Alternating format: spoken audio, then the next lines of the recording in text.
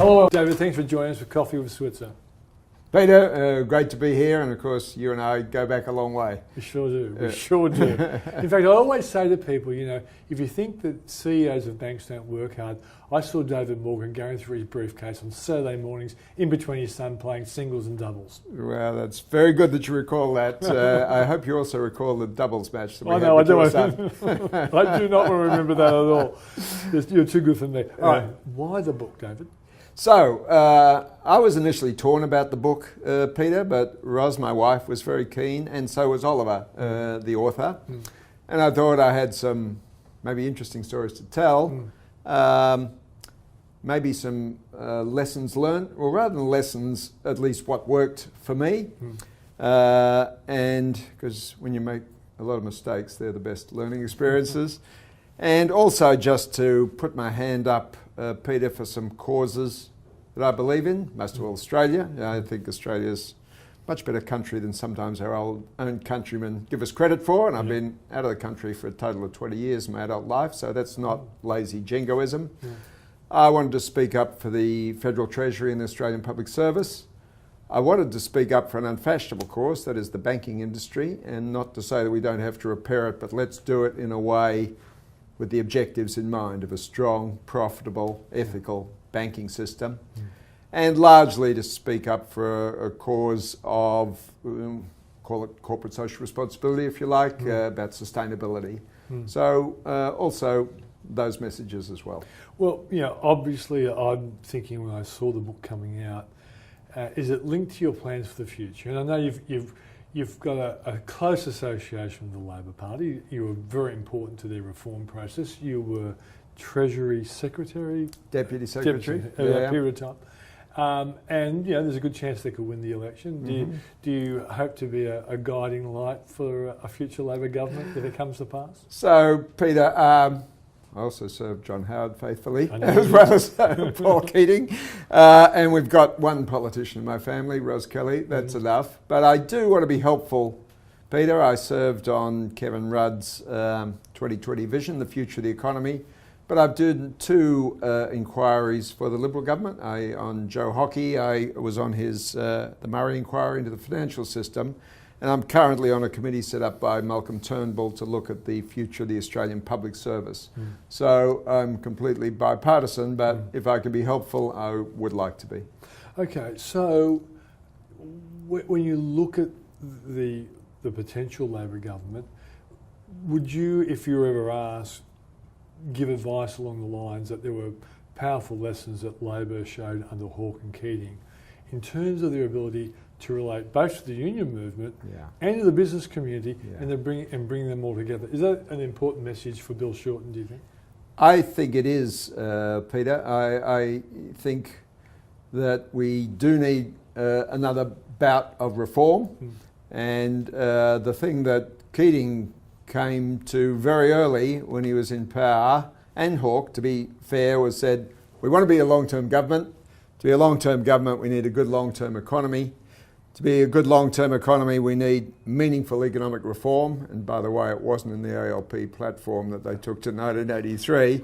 And so we need, you know, to get quality advice on what a reform agenda looks like and how it can be executed. And I hope whatever government is elected does see that need for a new burst of reform and for the role of a quality bureaucracy in providing the advice and support to deliver that.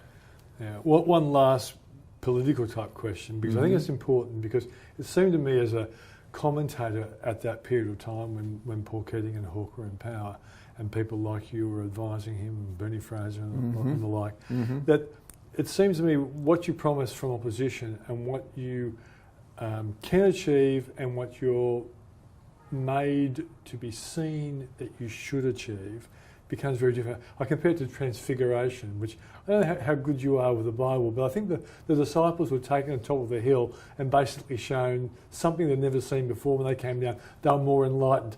Did Paul Keating and Bob Hawke get enlightened in government, do you think? So I think certainly Paul Keating did. I mean, to his great credit, when he was interviewed by O'Brien said, but you didn't come into the job day one with a full economic agenda and knew what you were going to do. And he said, no, I didn't, to his credit, but he said, I did know how to create electricity. Hawke, as you know, was better trained in economics, but it was that team, along with the team at Treasury, the Bernie Fraser, Ted Evans, Chris Higgins, David Morgan, that forged that program. Great achievements too, and we're still benefiting from it. What have you been doing since you left Westpac? So, I've been running JC Flowers out of London for Europe and Asia Pacific, and basically we take controlling stakes in underperforming banks, go on the board, put in new management, new strategy, and seek to get them to their potential over a 5 to 10 year period. It seems as though it was a timely decision because post-GFC there were a lot of struggling banks in the UK and Europe. You're right, Peter, and I went for a year, and that was almost 10 years ago. There were a lot of underperforming banks in UK, Germany, Netherlands, Luxembourg, Japan, and that's what's kept me away for this period of time, but it's time to come back now. Yeah. Compare overseas banks to us, because during the GFC, you weren't CEO during the GFC. That was Gail Kelly, wasn't it? It was, Yeah. but yes. But the strength of our banks during the GFC is something that a lot of Australians choose to forget. Right. Is that a true assessment that they were internationally very strong on a comparative basis? Undoubtedly. Undoubtedly, and frankly, people should not forget that. We had then, and it's very unfashionable to say it now, but even though some serious reforms needed, still have one of the 2 or 3 strongest banking systems in the world. And I don't say this some lazy jingoism. This is someone who's been out there working in the banking system of at least 6 other countries at the coalface for the past 10 years. So, given that, how vulnerable do you think the Australian economy is to all of the international monetary challenges that are out there, which then could compound onto the banks? Right, so I think you put your finger on what is the greatest risk for the Australian economy, and that is its global recession. It's not a real wage breakout, it's not an unsustainable current account deficit, it's not excessive inflation, the traditional homegrown. It'll come from global recession if it comes at all.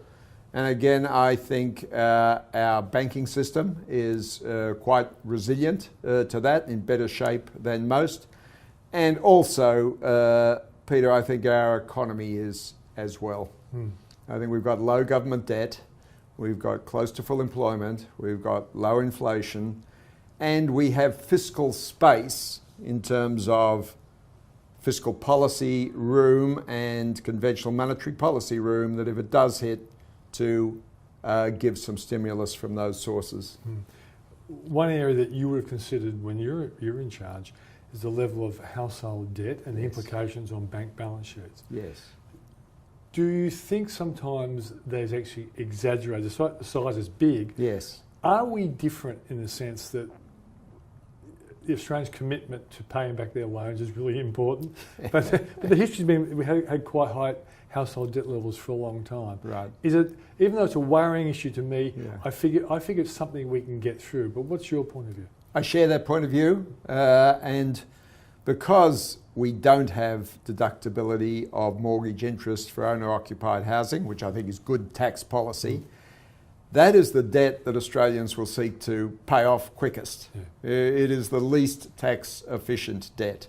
Moreover, on all the analysis that I've seen, and I've seen a lot of it because I stay close to our Australian banking system, that debt, while it's high, it's basically in the right hands, Peter, of people who have the capacity to repay.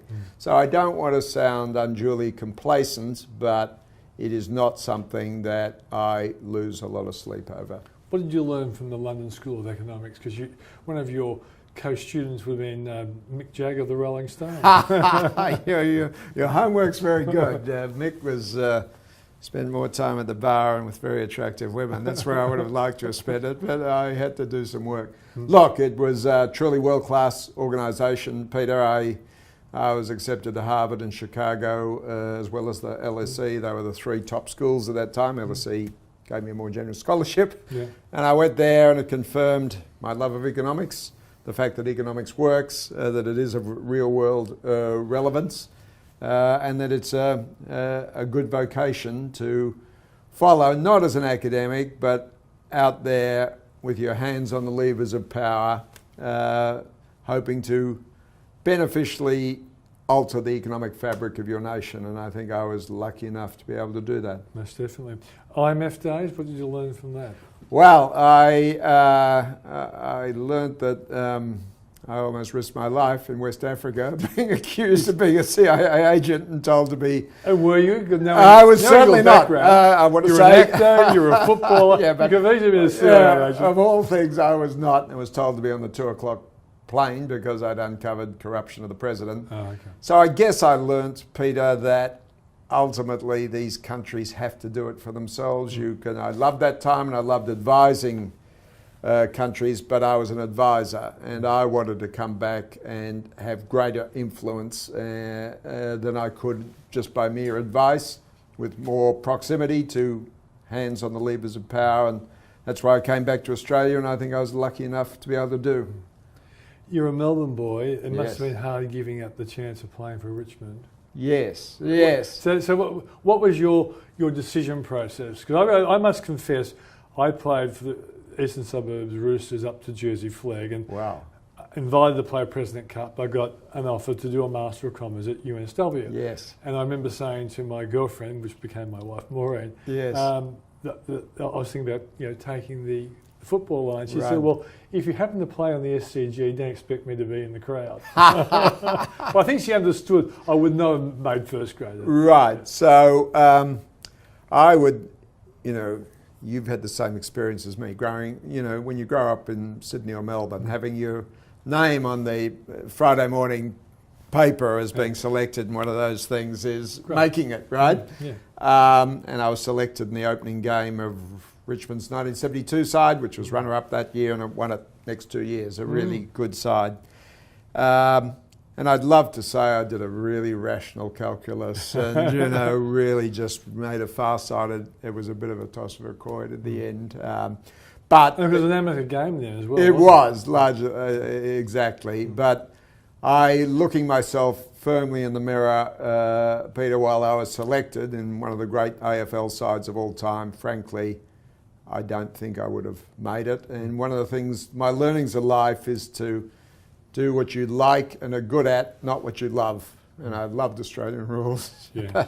Just I loved acting and I loved film directing, but I wasn't good enough at any of them. So fortunately, with a lot of luck in life, Peter, which I've had more than my share, I took the right fork in the road at that time. Just briefly, people would be curious. I know the story, but a lot of people don't.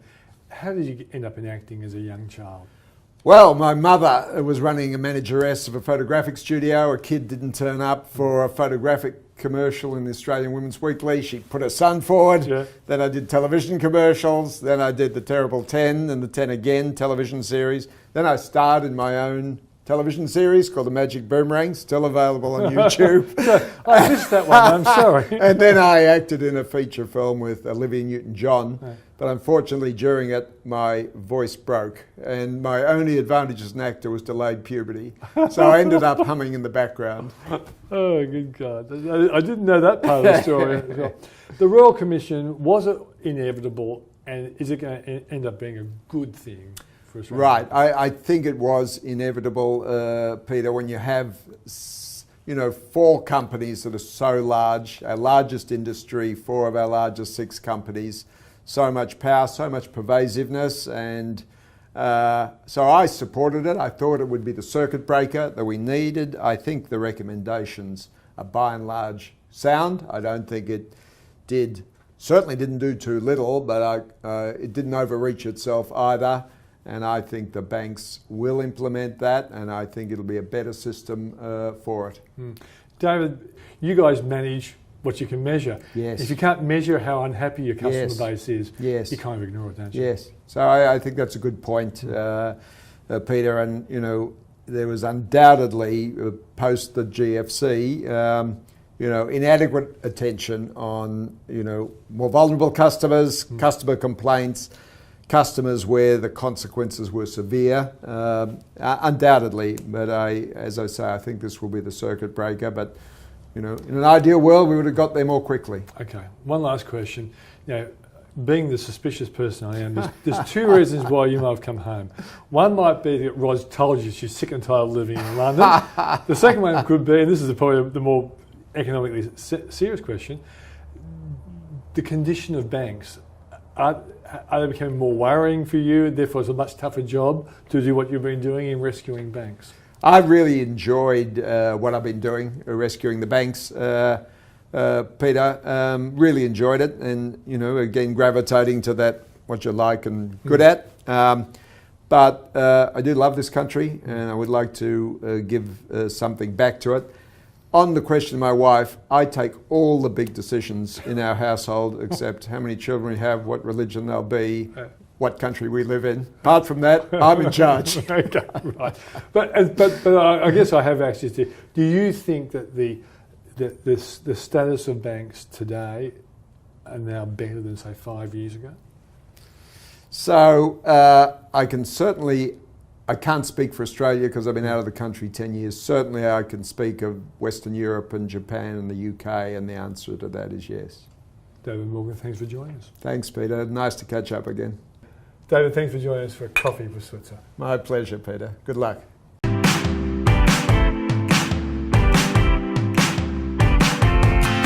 Hello.